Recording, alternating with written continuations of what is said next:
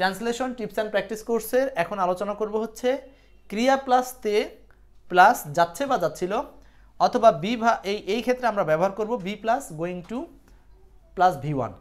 এখন যদি বাক্যটা হয় যাচ্ছে তাহলে বি ভার্ব বলতে অ্যাম ইজ আর, আর যদি বাক্যটা হয় যাচ্ছিল তাহলে বি ভার্ব বলতে আমরা বুঝবো হচ্ছে ওয়াজ অথবা ওয়ার, ওয়াজ অথবা ওয়ার। আচ্ছা, সো আমরা এখন এখান থেকে আমরা দুইটা স্ট্রাকচার একটু ফলো করার চেষ্টা করি। স্ট্রাকচার লিখি, স্ট্রাকচার 1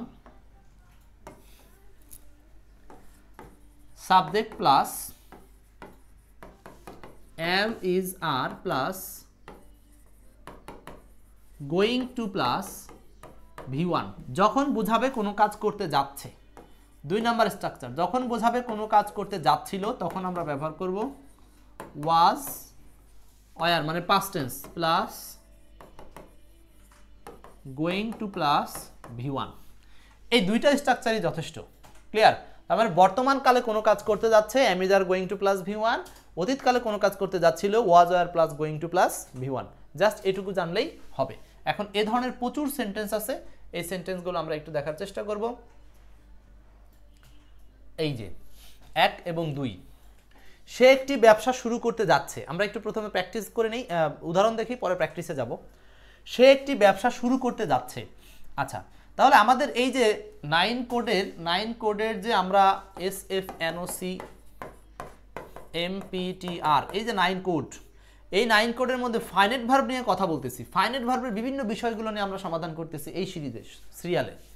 তো এখানে সে একটি ব্যবসা শুরু করতে যাচ্ছে, এই যে মেন ভার্বটা হচ্ছে শুরু করতে যাচ্ছে। তো ফাইনাইট ভার্বের এই স্টাইলটা যখন পাবেন আপনি, তার তো একটা আলাদা ফাংশন আছে, স্টাইল আছে, সেটাই হচ্ছে এই যে বি গোয়িং টু। বি মানে অ্যাম ইজ আর ওয়াজ আর যে কোনো একটা, আর going to plus v1, going to plus v1। Say subject হচ্ছে হি, আর শুরু করতে যাচ্ছে মানে প্রেজেন্ট টেন্স, আর হি এর সাথে অ্যাম ইজ আর এর মধ্যে ব্যবহার হয় ইজ, তাই না?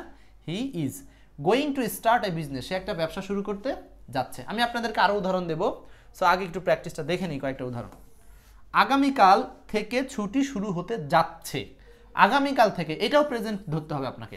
ধরেন আগামীকাল লেখা আছে, এর মানে এই না যে এটাকে ফিউচার করে ব্যবহার করতে হবে। হ্যাঁ, ইজ গোয়িং টু কথাটার মানেই হলো এটা ভবিষ্যৎ সময়কালে কোনো নিশ্চিত কাজ ঘটবে, সেটাকে কন্টিনিউয়াস টেন্সেও করতে হয়। ধরেন আগামী মাসের 10 তারিখে ওই কোনো একটা ব্রিজ বা সেতু উদ্বোধন হবে, সো এটাকেও আপনাকে কন্টিনিউয়াস সিস্টেমে আসতে হবে, অর্থাৎ এই যে এই মডেলে আসতে হবে। বে থাকার কারণেও এটা ফিউচার হয় না, এটা কন্টিনিউয়াস দিয়ে ফিউচারকে সেন্স করা হয়, সেন্স নিয়ে আসে। তাহলে যে হলিডে ছুটি শুরু হতে যাচ্ছে, ইজ গোয়িং টু স্টার্ট শুরু হতে যাচ্ছে ফ্রম টুমোরো মানে আগামীকাল থেকে। হ্যাঁ, দেখেন এগুলো সব বিগত সালে আসছে কিন্তু, সো এগুলো আমরা পুনরায় অযাচিত নিয়ম পড়াচ্ছি না। তো এই যে শুরু হতে যাচ্ছে, হ্যাঁ, যতই আগামীকাল থাক তবু আমরা এখানে কি ব্যবহার করছি বলেন? ইজ। তার মানে holiday is going to start from tomorrow, holiday is going to start from tomorrow. Okay, next. আচ্ছা, দুইটা উদাহরণ দেখলেন, আমরা আর কয়েকটা উদাহরণ দেখি। হ্যাঁ, দেখেন 3 নাম্বার, আমি আগামীকাল একটি দুর্দান্ত উপস্থাপনা দিতে যাচ্ছি। দেখেন সেন্টেন্সগুলো কিভাবে আসতেছে, এগুলো আমাদের প্রতিনিয়ত লাগবে, প্রতিনিয়ত লাগে।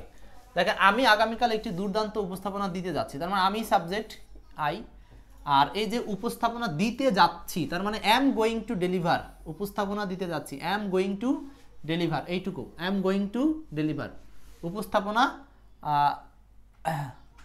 দিতে যাচ্ছি। আচ্ছা, ও আচ্ছা সরি, এখানে হলো দিতে যাওয়াটাই হচ্ছে ডেলিভার, আর বাকিটুকু হলো অবজেক্ট। অ্যান এক্সেপশনাল প্রেজেন্টেশন, এই ডেলিভার মানে হচ্ছে প্রদান করা। হ্যাঁ, উপস্থাপনা প্রদান করতে যাচ্ছে, এখানে অতিরিক্ত একটা ভার্ব ডেলিভার কথাটা আনছি, মানে সে এখানে দিতে যাওয়াটাই হচ্ছে গোয়িং টু ডেলিভার। হ্যাঁ, গোয়িং টু ডেলিভার, বক্তব্য উপস্থাপনের ক্ষেত্রে ডেলিভারি হয়। হ্যাঁ, it is going to start holiday from tomorrow, অবশ্যই হবে সাগর, কোনো সমস্যা নাই। আচ্ছা, তার মানে এখানে হচ্ছে অ্যান এক্সেপশনাল প্রেজেন্টেশন মানে হচ্ছে একটি দুর্দান্ত প্রেজেন্টেশন টুমোরো, আগামীকাল। আগামীকাল আছে তাও কিন্তু এখানে অ্যাম গোয়িং ব্যবহার করা হচ্ছে, মানে প্রেজেন্ট কন্টিনিউয়াসের সেন্সে আছে। আচ্ছা, 4 নাম্বারটা, সে একটি জটিল সমস্যার সমাধান করতে যাচ্ছে। হি সাবজেক্ট গেল, সমাধান করতে যাচ্ছে তার মানে হচ্ছে is going two resolve, is going two resolve, resolve মানে সমাধান করতে যাচ্ছে। কি সমাধান করতে যাচ্ছে? অবজেক্টটা কি? অবজেক্ট হচ্ছে একটি জটিল সমস্যার সমাধান, এ কনভলিউটেড ইস্যুস। দেখেন এই সেন্টেন্সে মাত্র 3টা এলিমেন্টস আছে, একটা হলো সাবজেক্ট এলিমেন্টস, একটা হলো ফাইনাইট ভার্ব এলিমেন্টস, আর একটা হলো অবজেক্ট এলিমেন্টস। দেখছেন তিনটা এলিমেন্টস, কিন্তু ফাইনাইট ভার্ব এলিমেন্টসটা কি স্টাইলে সাজানো হচ্ছে। ফাইনাইট ভার্ব শুধু খুঁজলেই হবে না, সেটা নানান স্টাইলগুলো কিন্তু আলাদা আলাদা করে আমাদের বিভিন্ন টিপসে আমরা অলরেডি আলোচনা করে আসতেছি।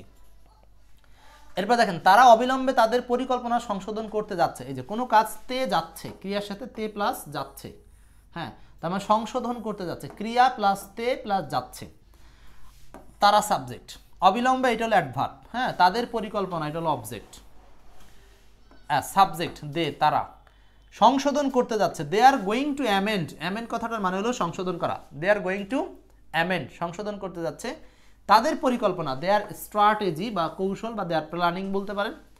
ইমিডিয়েটলি কথাটার মানে হলো অবিলম্বে, ইমিডিয়েটলি, অবিলম্বের ইংলিশ কি, অবিলম্বে, সেটা হচ্ছে যত দ্রুত সম্ভব, সেটাকেই বলা হয় ইমিডিয়েটলি, তাৎক্ষণিকভাবে, অবিলম্বে, এরকম ব্যবহার করা হয়। ওকে, এখন আমরা এই যে উদাহরণগুলো দেখলাম, এবার আমরা প্র্যাকটিসে যাব। এবার দেখবো আপনাদের কারিশমা। 6 এবং 7 নম্বর বলেন, 6, 7, 6 নম্বর 7 নম্বর বলেন, কোশ্চেন নাম্বার 6 এবং 7, 6, 7।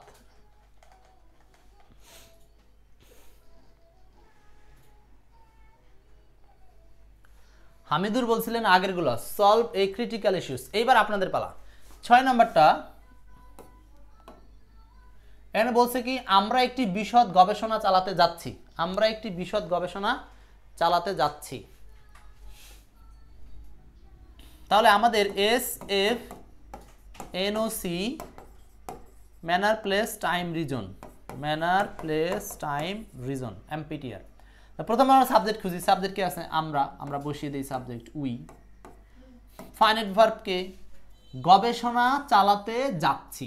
আচ্ছা, এখানে চালাতে যাচ্ছি এইটা ধরেন আমাদের সাবজেক্ট, এইটা হলো আমাদের ফাইনাইট ভার্ব, চালাতে যাচ্ছি এটা হলো আমাদের ফাইনাইট ভার্ব। তাহলে হচ্ছে we are going to conduct, we are going to conduct মানে আমরা পরিচালনা করতে যাচ্ছি বা চালাতে যাচ্ছি একটি বিশদ গবেষণা। এটা হলো অবজেক্ট, এটা কি অবজেক্ট। এই যে সাবজেক্ট পাইছি, ফাইনাইট ভার্ব পাইছি, নন ফাইনাইট নাই, শুধু অবজেক্ট আছে, তিনটা এলিমেন্টস আছে। একটি বিশদ গবেষণা, an extensive research,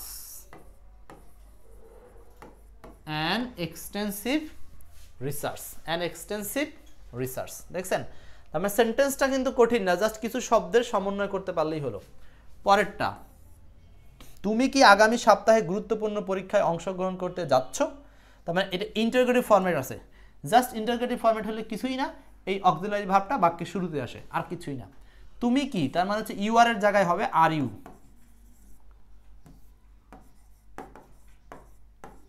R you going to, তুমি কি যাচ্ছ অংশগ্রহণ করতে, তার মানে are you going to participate, participate. হ্যাঁ লিখতে থাকেন আপনারা, পারতেছেন তো নাকি? Hamidur Rahman, are you going to participate, তুমি কি পার্টিসিপেট করতে যাচ্ছ বা অংশগ্রহণ করতে যাচ্ছ আগামী সপ্তাহে, এটা হলো অ্যাডভার্ব অফ টাইম, এই যে টাইম।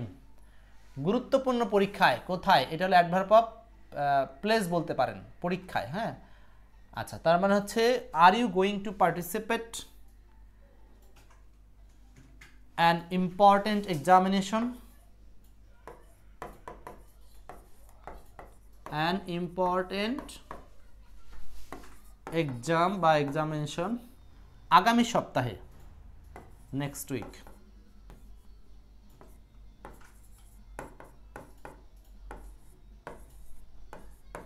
Next week, okay. দেখেন এইভাবে করলেও কিন্তু আমাদের কোশ্চেনটা হবে, উত্তরটা হয়ে যাবে। তার মানে হচ্ছে এখানে গুরুত্বপূর্ণ পরীক্ষা আপনি ইম্পর্টেন্ট না দিয়ে আপনি ক্রুশিয়ালও দিতে পারেন, স্পেশালও দিতে পারেন, কোনো সমস্যা নেই, যে কোনো একটা দিলেই হবে। Are you going to attend an important exam, are you going to একজন বলছেন অ্যাটেন্ড, কোনো সমস্যা নাই, দিতে পারেন। আপনারা যত লিখে নেবেন দেখবেন আপনাদের মধ্যে থেকে 5 জন 5টা লিখলে, আমি সেটা একবার বলে দিলে আপনার কিন্তু নিজের একটা পারফরমেন্স বা নিজের একটা কি হবে, মানে নিজের মধ্যে একটা বিশ্বাস গ্রো করবে। ইম্পর্টেন্ট এক্সাম নেক্সট উইক, ওকে ঠিক আছে, সব ঠিক আছে। নেক্সট, তারপরে এগুলো করেন।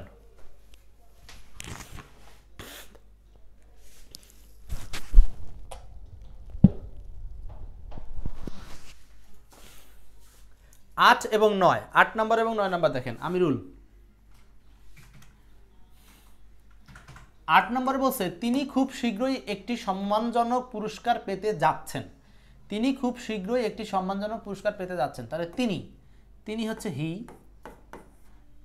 এটা সাবজেক্ট আমাদের S F, subject, finite verb, non finite verb, object, complement, manner, place, time, reason.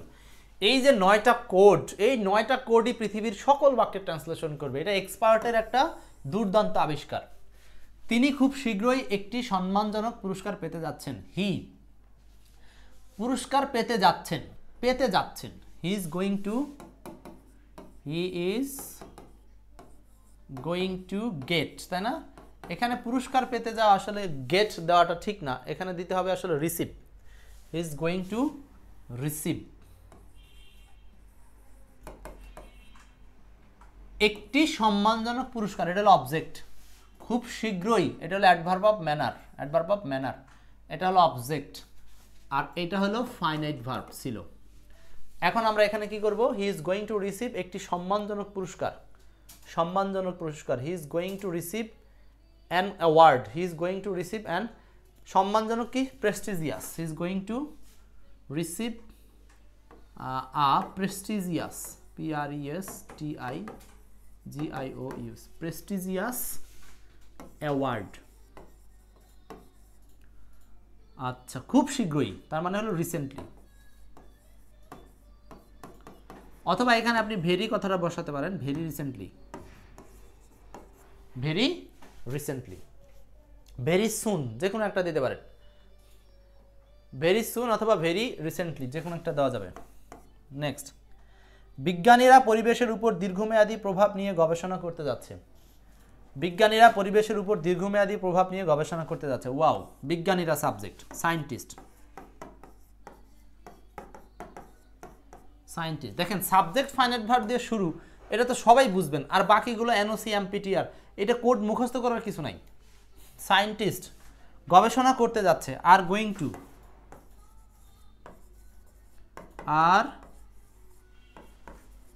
Two, scientist are going two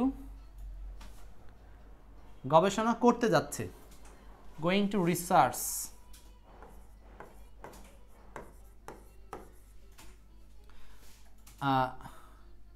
কি নিয়ে? প্রভাব নিয়ে, পরিবেশের উপর প্রভাব নিয়ে, দীর্ঘমেয়াদী প্রভাব নিয়ে।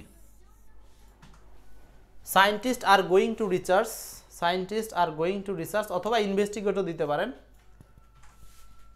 দীর্ঘমেয়াদী প্রভাব নিয়ে রিসার্চ অথবা ইনভেস্টিগেট আমরা ব্যবহার করতে পারি। লিখতেছেন তো আপনারা, দেখি কে লিখে কত দূর আগাতে পারেন। Scientist are going to research অথবা going to invest a long term impact, দীর্ঘমেয়াদী প্রভাব, এ লং টার্ম ইম্প্যাক্ট মানে দীর্ঘমেয়াদী প্রভাব নিয়ে অন এনভায়রনমেন্ট, পরিবেশের উপর, অন